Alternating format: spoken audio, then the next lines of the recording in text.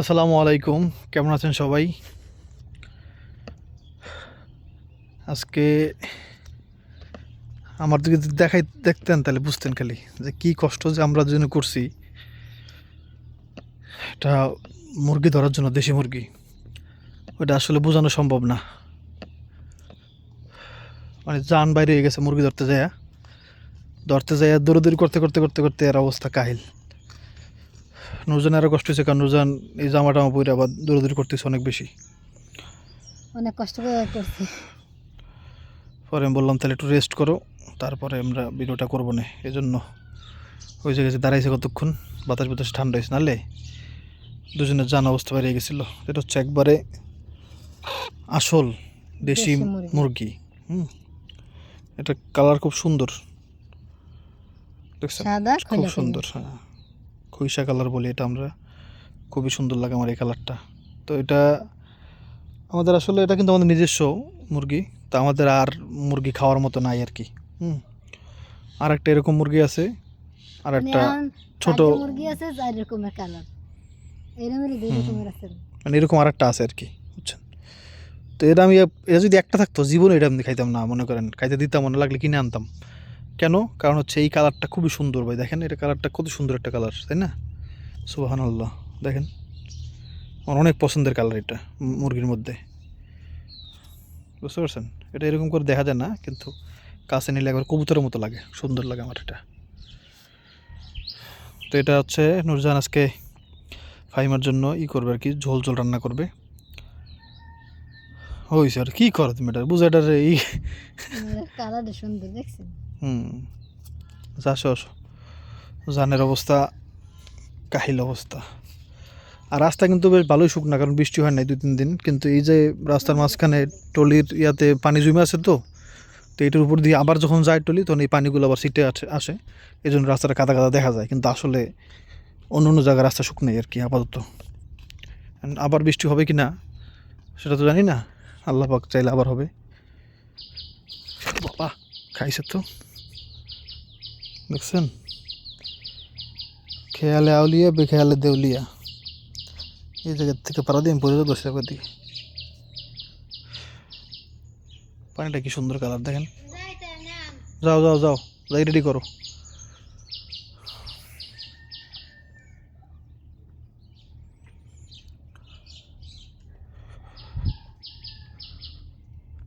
পাখি তো কিচিরমিচির করে ডাকতেছে। বেশ অনেক ধানি জমি চাষ করা শেষ।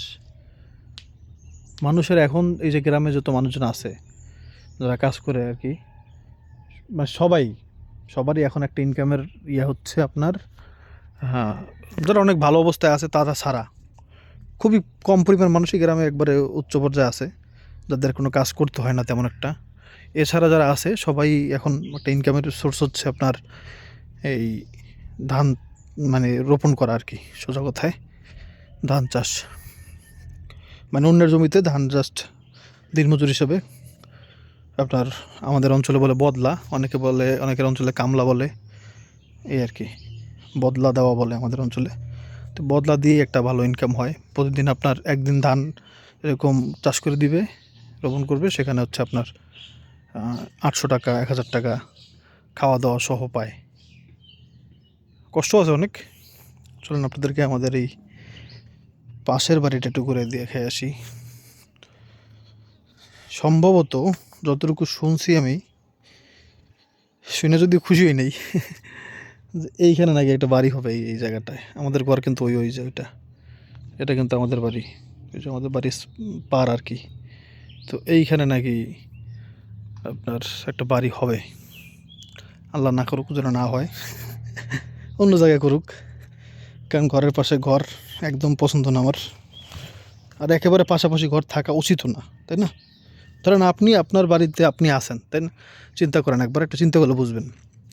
আপনার ঘরে আপনি কথা বলতেছেন, সেই কথা যদি পাশের ঘরে মানুষ শুনে, এটা কিছু হইল বলেন?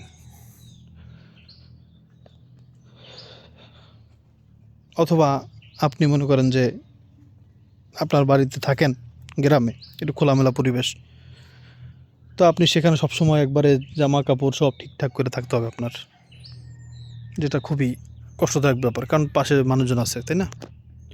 আশা করি আপনারা বুঝতে পারছেন, যদি আমি বুঝতে পারি নাই। এটা বাড়ি, তো এখানে একটা ঘর মানে একসময় ছিল, এখন নাই, আবার যে কোনো সময় হইতেও পারে। এখানে আইসা আমি যা দেখছি সেটা আপনাদের দেখানো সম্ভব না, জাস্ট এতটুকু বুঝবেন, বুঝে নেন। প্রতিটা গ্রাম নষ্ট হয়ে যাচ্ছে একটা কারণে, সেটা হচ্ছে নেশা। মানুষজন নেশায় বড় আসক্ত হয়ে যেতেছে গ্রামে, মানে শহরের চাইতে গ্রামে অনেক বেশি। শহরে তো নর্মাল, শহরে অ্যাভেলেবেলও না, কারণ শহরে সবসময় পুলিশের নজরদারি থাকে, নর্মালি মোটামুটি থাকে, যত যাই হোক থাকে, একটা ঘুষের ব্যাপার আছে সেখানে, তারপরেও থাকে। কিন্তু গ্রামে কিন্তু এটা খুবই কম, কারণ গ্রামে এইসব কাদামাদার মধ্যে আইসা ভাই পুলিশ আর্মি ওনারা ভালো করতে পারেও না। তো এই সুযোগটাই হচ্ছে গ্রামে নেশার ইয়েটা বাইরে গেছে অনেক বেশি। তো দেখা যেতেছে যে মানুষ এই কষ্ট করে ধান চাষ করে টাকা ইনকাম করে বদলা দিয়া, সেই টাকা দিয়েও মানুষ নেশা করে। ইয়াং জেনারেশনের অবস্থা খুবই খারাপ, বলতে পারেন আইন নাই দেশে, বা এলাকার মানুষজন মুরব্বী বাবা, মুরব্বীদের মানুষ এখন মানে, আর কেন মানে না সে কথা বলতে গেলে আবার অন্যদিকে চলে যাবে, সেই কথা আর বললাম না। মানবে বাবা কেন, একটা কথা আছে না।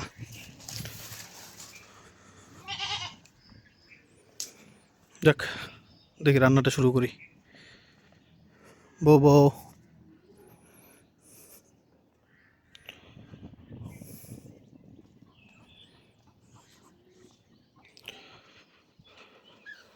যাক, আপনি কাজ কাম বুঝতে পারতেছেন, সেটা করে নিই আগে, তারপরে।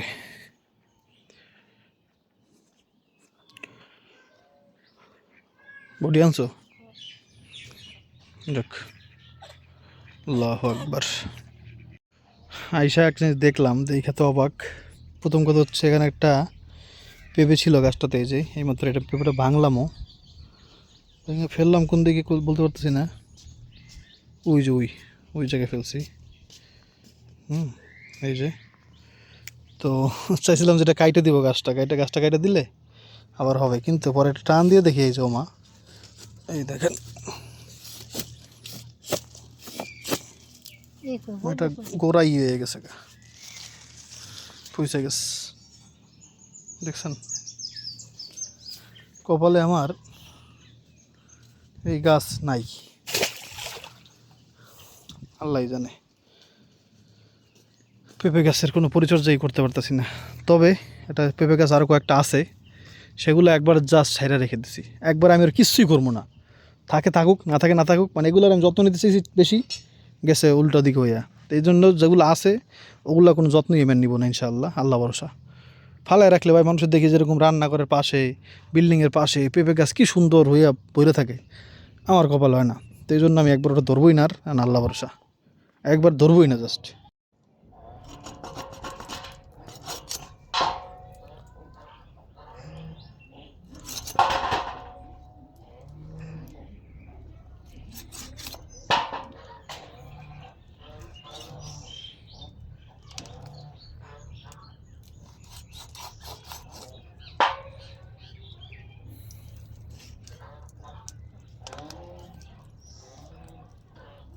ভাবতেছেন কিছু বলতেছি না কেন, শরীর খারাপ লাগতেছে।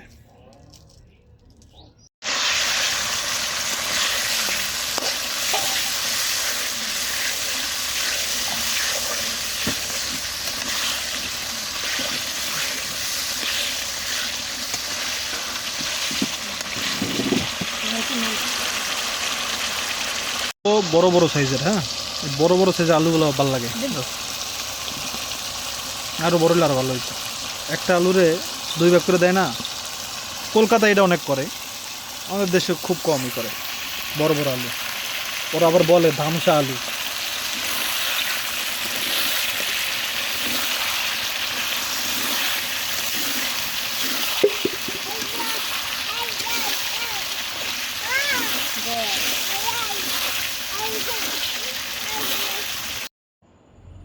কয়েকটা কথা আপনাদের সাথে শেয়ার করব, যদিও পার্সোনাল কথা। আসলে আমরা পার্সোনালভাবে না বলে একটু ঘুরে পেঁচেই বলি, আপনারা বুঝে নিয়েন। ধরেন আপনার কোনো একজন আত্মীয় আপনাকে বলতেছে যে আমাকে এই জিনিসটা দাও। আপনার একটা জিনিস সেটা চাচ্ছে আপনার এক আত্মীয়, খুবই ঘনিষ্ঠ আত্মীয়, আপন। কিন্তু যে জিনিসটা চাচ্ছে সেই জিনিসটা দেওয়া আপনার পক্ষে সম্ভব না। ধরেন এখন আপনি অনেক কষ্ট করে আপনার একটা জিনিস তৈরি করলেন, সেটা আপনার কাছে তো অনেক দামি, তাই না? কিন্তু হয়তো বা অন্য কারোর কাছে সেটা আপনার যেরকম, মানে আপনার কাছে যেরকম দামি সেরকম দামি তো নাও হইতে পারে, তাই না? এটা খুবই স্বাভাবিক ব্যাপার। আপনার কাছে যেটা প্রিয় সেটা কি সবার কাছে প্রিয় হবে? যেমন ধরেন আপনি একটা কুকুর পালেন, কথার কথা, এটা উদাহরণের জন্য বলতেছি। এখন সেই কুকুরটাকে কি সবাই কি আদর করবে, তাই না? সবার কাছে কি কুকুরটা ভালো লাগবে? অনেকে তো কুকুর দেখতেও পারে না, বা বিড়ালের কথা বলেন, অনেকে বিড়াল দেখতে পারে না, তো সবার কাছে সেটা ভালো লাগবে না।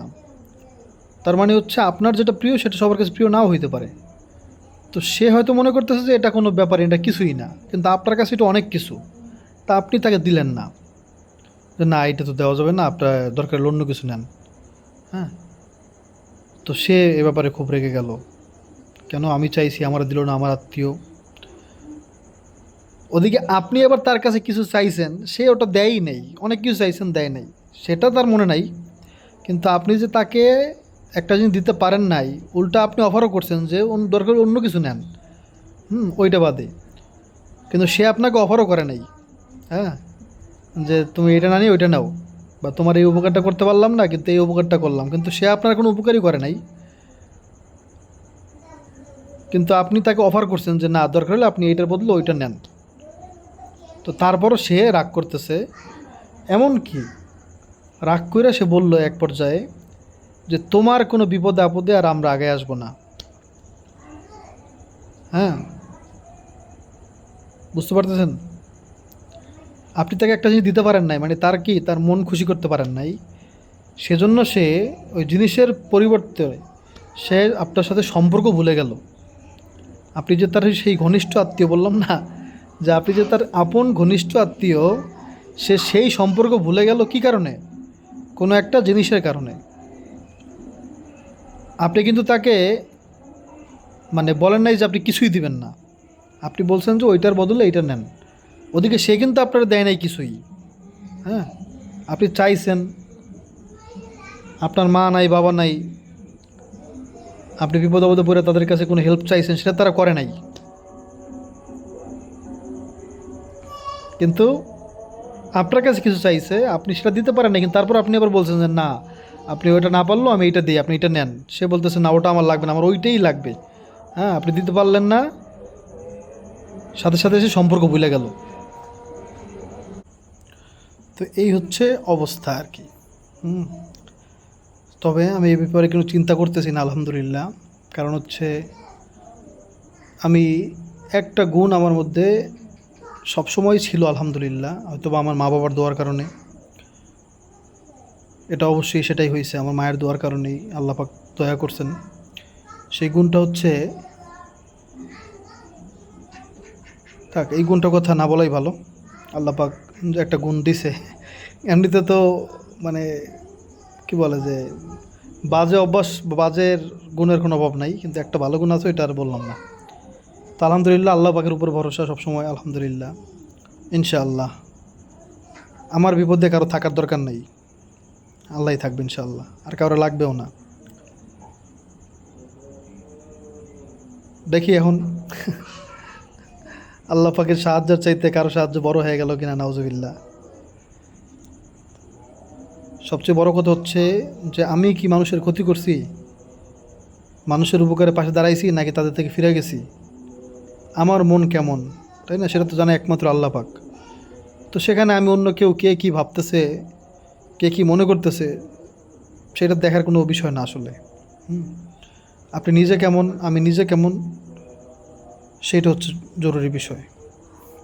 আমি সব সময় আল্লাহ পাকের কোরআনের আয়াত, যে যারা আত্মীয় সম্পর্ক ছিন্ন করে তাদেরকে আল্লাহ পাক পছন্দ করেন না। এমনকি এটা আরও আরও কঠিন একটা আয়াত সম্ভবত, আমি আয়াতটা ভুলে গেলাম, আয়াতের অর্থটা। আল্লাহ পাক এটা কোনোভাবেই পছন্দ করে না যে আত্মীয় সম্পর্ক ছিন্ন করে। তো আমি সবসময় আলহামদুলিল্লাহ আমি চেষ্টা করছি, আমি আত্মীয় সম্পর্ক ঠিক রাখতে সব সময় চেষ্টা করছি। এখন কোনো অভিনয় করতে পারি নাই। অনেক মানুষ আছে কি জানেন, দেখবেন যে মনে করেন অনেক আছে ভাই এরকম, ধরেন আমার কাছে আইসা বলতেছে তার বদনাম, আরেকজনের বদনাম বলতেছে আমার কাছে আইসা, আবার আরেকজন যার বদনাম বলছে আমার কাছে, সে আবার আমার কাছে এসে তার বদনাম বলতেছে। আবার যখন আমি থাকবো না, ওখানে আমি মনে করি ওই জায়গায় আমি নাই, তখন আবার তারা দুজনে মিলে আমার বদনাম করতেছে। এরকম ঘটনা ঘটে আর কি। তা আল্লাহ পাক তাদের হেদায়েত দান করুক, আমাদের সবাইকে হেদায়েত দান করুক। আসলে সব মানুষ তো আর এক না, সব মানুষ কোনোদিন এক হবেও না। এই আর কি। দেখেন আমি যদি কারো কাছে, আমার কোনো আত্মীয়র কাছে যদি আমি একটা কিছু চাই যে আমার এটা দেন, যদি না দেয় অবশ্যই আমার মন খারাপ হবে, এতে কোনো সন্দেহ নেই। এটাতে আমি খারাপ ভাবতেছি না বা বলতেছি না যে সে আমার উপরে রাগ করলো, কষ্ট পাইলো, এটা ঠিক করে নেই। এটা অবশ্যই সে কষ্ট পাইতে পারে, সে রাগ করতে পারে, এগুলো সব ঠিক আছে। কিন্তু এই জন্য যদি কেউ বলে যে ওই কোনো বিপদে পড়লো আর বিপদের আগে যেমন না, এইটা তখন তো আর